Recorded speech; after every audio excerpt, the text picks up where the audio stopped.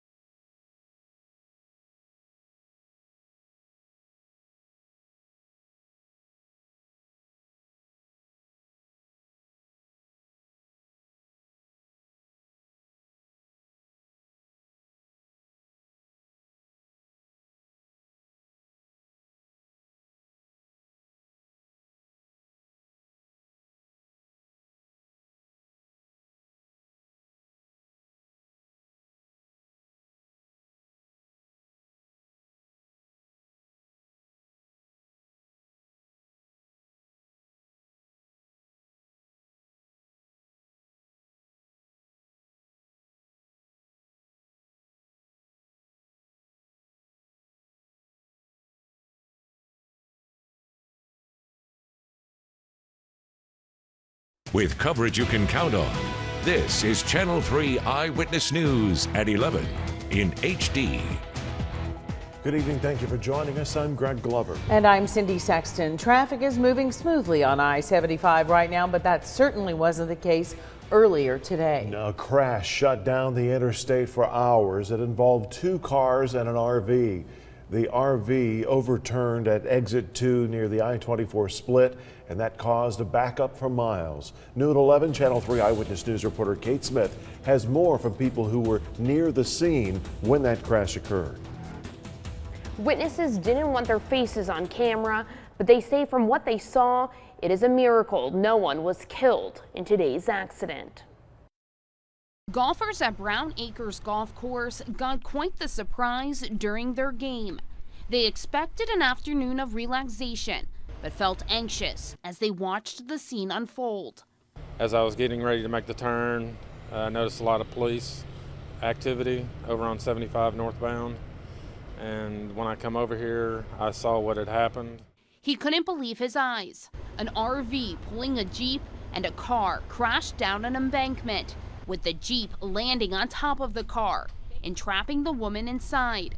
Chattanooga firefighters, police, and county EMS all responded to the scene. Immediately, they were able to get the people out of the RV, but getting the woman out of the crushed car involved more effort. They had to secure the vehicles with rescue jacks and cables. Then they were able to get the woman out. They were pretty quick at getting down there and making sure that they were safe and that the lady was going to be safe, getting her out. For nearly 3 hours, crews worked to remove the vehicles, shutting down traffic right before the evening rush.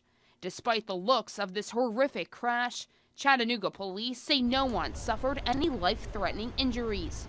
A major relief for the men who saw it all. It could have been a lot worse. I'm glad that they were able to get her out and get her on a stretcher and get her to the hospital.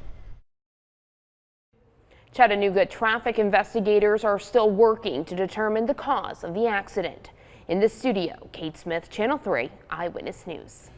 Dalton police say a man tricked a Zaxby's cashier into giving him almost $100 in stolen cash, and police need your help identifying him. Do you recognize this man? Police say he walked into Zaxby's on College Drive last week, placed an order, and paid with a $100 bill. He then told the cashier he had exact change, and when handed back the C-note, he started to argue. The cashier, confused, gave the suspect more money from the register, not realizing the man still had the 100. The suspect reportedly left with the cash, even dumped his chicken in the trash on the way out. If you recognize who this is, please call Dalton Police. The Walker County Sheriff's Office needs your help finding a woman who could be driving around in a big red stolen truck.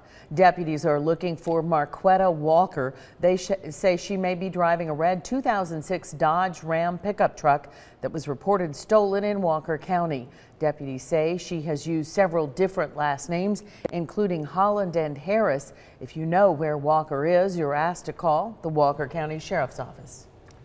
A burned body was found in the woods last night in South Whitfield County, and police are trying to figure out what happened. Police say a 13-year-old boy found the body near Ellis Road. Channel 3 Eyewitness News reporter Natalie Potts has the latest on the investigation. It's very quiet. You can sleep from 4 to 4 or 8 in the night to 8 the next day or whatever. Dot Norrell has lived on Ellis Road for 35 years and says she's never been this shaken up. She saw the blue lights right outside her window, then got the news from her husband. And he told me that it was a crime scene. And I said, what? Down here? And I couldn't believe it. Deputies say a 13-year-old boy found a burned body about 30 yards into the woods at the end of this dead-end road. It was around 4:30 in the afternoon on Tuesday, just after school. And they said it really has upset him. I'm glad my husband didn't see it. He would have went all to pieces.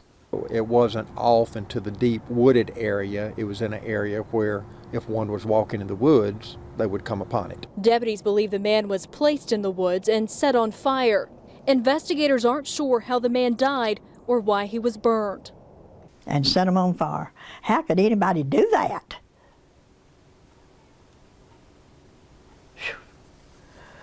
I don't know. I just don't know. We're totally in the dark right now as far as a whodunit. That was Natalie Potts reporting. The body was taken to the GBI's crime lab for an autopsy. Authorities hope to learn more after an official ID is determined and cause of death as well. If you have information that can help investigators, you're asked to call the Whitfield County Sheriff's Office. In Crime Stoppers tonight, Josh Walden will forever be an innocent 10-year-old who went for a bike ride on a December Friday in the year 2000. His body was found in the woods above East Lake Park 2 days later. He'd suffocated. Whoever killed Josh, it seems, had tried to cover their tracks by pouring acid over his body. Instead, the chemical preserved the remains and the fumes kept animals away. Whether he was killed in cold blood or was accidentally murdered, it's not yet been answered, but for the sake of his family, the community who mourned him, and the detectives who worked the case, now's the time. Time changes. People, relationships change. People pass away. We don't know how many people that knew about this took it to their grave. We want to talk to anybody that knows anything about the acid, about where that acid could have been used, about what they've heard, even if it's a rumor. Anything you've heard about this case or what happened to little Josh, please call that in.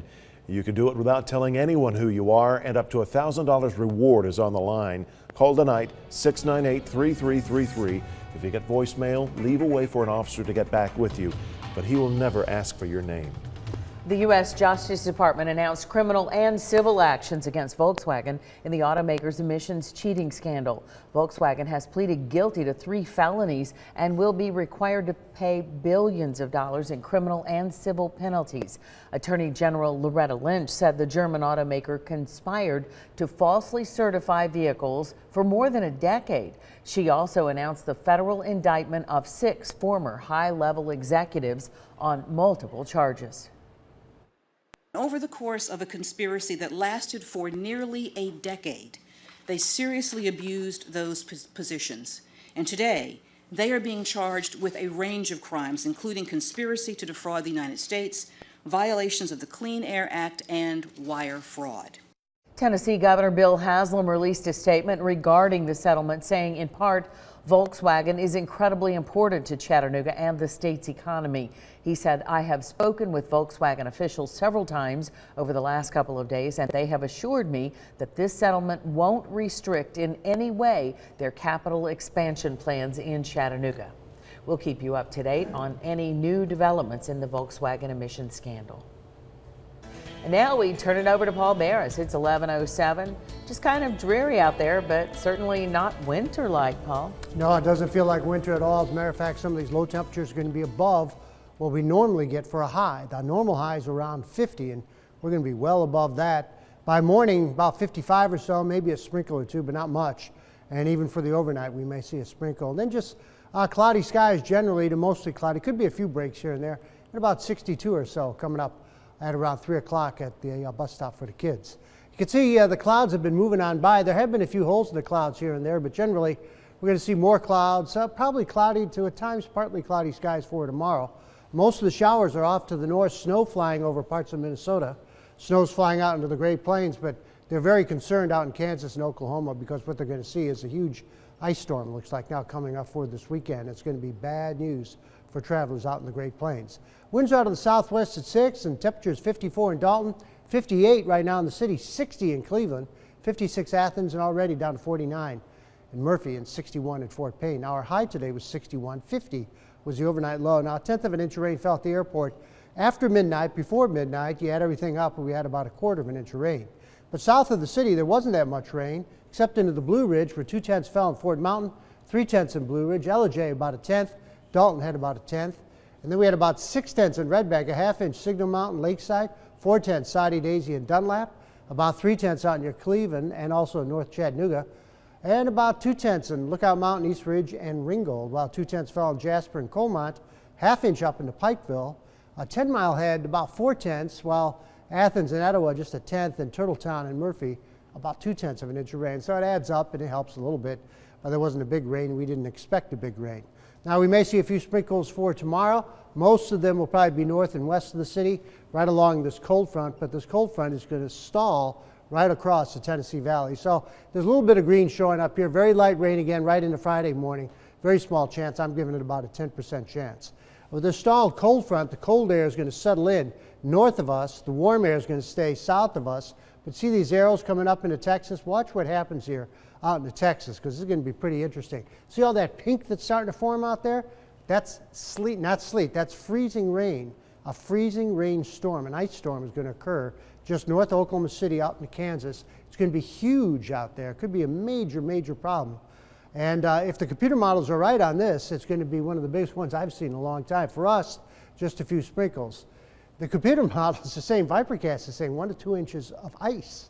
And that's enormous. Usually you maybe get a quarter to a half inch for a real bad storm, but it could be a lot worse for them. So it's going to be an interesting story over the weekend. For us, though, maybe 2 to 3/10 of an inch of rain coming up all the way into Sunday afternoon.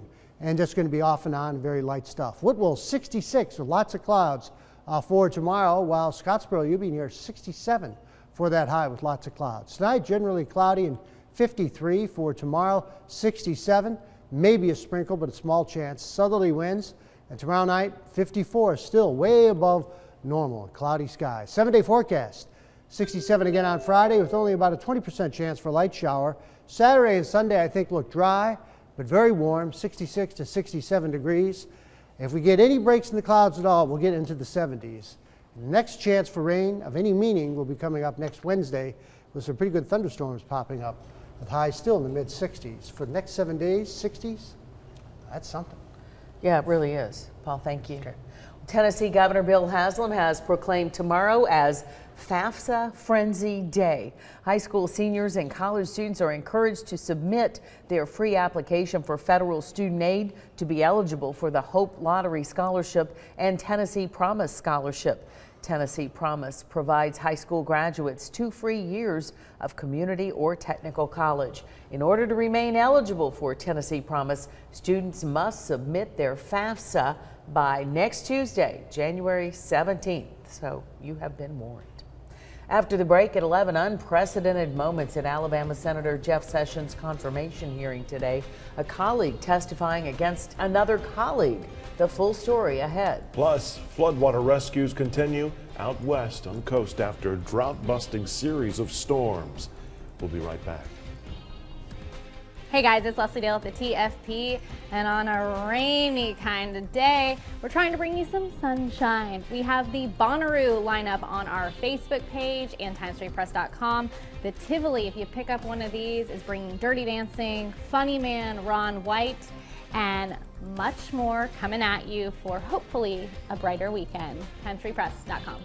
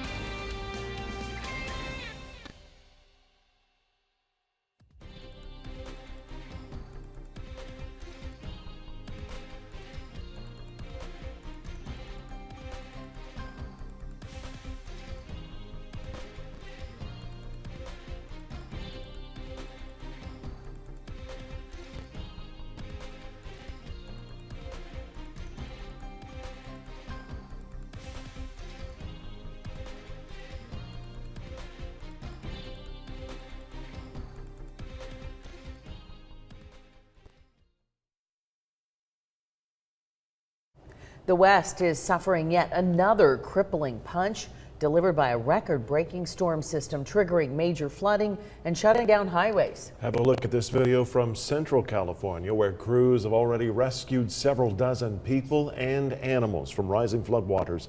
Heavy rains have pounded the area since the start of the year. Many homes and cars have flooded in San Benito County. Residents there have been rushing to move their horses and cattle to higher ground. And in Pinole, California, floodwaters and mudslides washed away this road. The Department of Public Works says roads near this area are closed indefinitely. Officials say the combination of heavy rain, overflowing creeks, blocked drainage inlets, and broken levees caused the flooding. From one side of the country to the other, it was a very busy day in Washington that also included day 2 of the confirmation hearing for Attorney General nominee Senator Jeff Sessions of Alabama. And there was no less drama in this fight as African-American members of Congress spoke out today against the nomination. NBC's Justice correspondent Pete Williams has details. Senator Cory Booker, Democrat of New Jersey, became the first ever to testify against a colleague's nomination. I want an attorney general who is committed to supporting law enforcement and securing law and order, but that is not enough. Joining him, Congressman John Lewis of Georgia, who survived police beatings and civil rights marches. It doesn't matter how Senator Sessions may smile, how friendly he may be, how he may speak to you. But we need someone who's going to stand up, and speak out for the people that need help. A former Republican Attorney General, Michael Mukasey, praised Sessions. So did the president of the Fraternal Order of Police and two men who worked with him when he was U.S. Attorney in Alabama. But the chairman of the Congressional Black Caucus said putting the all-black panel at the end was a snub. To have a senator, a House member, and a living civil rights legend testify at the end of all of this is the equivalent of being made to go to the back of the bus. Still, Sessions appeared headed for confirmation with a Senate vote likely early next month. Pete Williams, NBC News, Washington. When we come back, a truck driver makes the mistake of looking at his cell phone seconds before he flipped off an interstate overpass, and it's all caught on camera. Plus, a Michigan man was badly hurt when he fell in the snow, but doctors say he's alive and recovering thanks to this guy, his dog, who never left his side. The heartwarming details are next.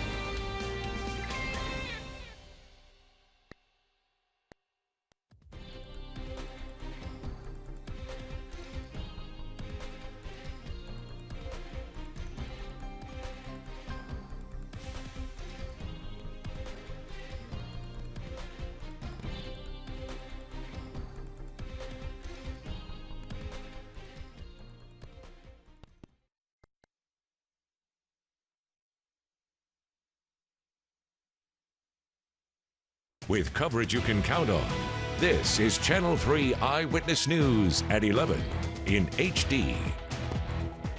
The driver of an 18-wheeler was looking down at his cell phone when his tractor trailer went tumbling off an interstate. The whole thing was caught on camera. Hang on. Video inside the truck shows the driver on his phone while driving on I-75 in Florida. A car pulled out in front of him. He took evasive action as the car hit the brakes, but he ended up losing control. The big rig hurtled over the guardrail, crashed onto the road below. Investigators say it's a miracle the truck driver survived. A drone crashed into Seattle's famed Space Needle just before the new year. Take a look at this. Officials say the drone crashed near some pyrotechnicians who were preparing for the annual New Year's Eve fireworks display. Whoa. This was the third time a drone has been recovered at the Space Needle. Seattle police now have the drone. and the incident was reported to the FAA. A northern Michigan man was saved by the heroic actions of his dog after he slipped and fell in the snow. This happened New Year's Eve at his home in Emmett County. The man went outside to get some firewood, slipped and fell. Hospital officials say they laid there paralyzed for the next 20 hours. They also say his dog was by his side the entire time, licking his face and hands, and lying on top of him to keep warm. I don't think he would be living unless the dog were there. The dog kept him warm. The dog kept his extremities warm. He didn't have any frostbite. And it was 24 degrees that night. When the man lost his voice screaming for help, his dog kept barking. That's how neighbors finally discovered him and had him taken to the hospital. He suffered 2 herniated discs, but he's on the road to recovery thanks to his furry friend. We could all hope for a dog like that. No couldn't we? kidding. Yeah. Coming up next in sports, the Vols slip up again at home. And the Mocs erase a slow start to win a 3rd straight. Paul Shaheen and Jill Jelnick break it down for you in sports next.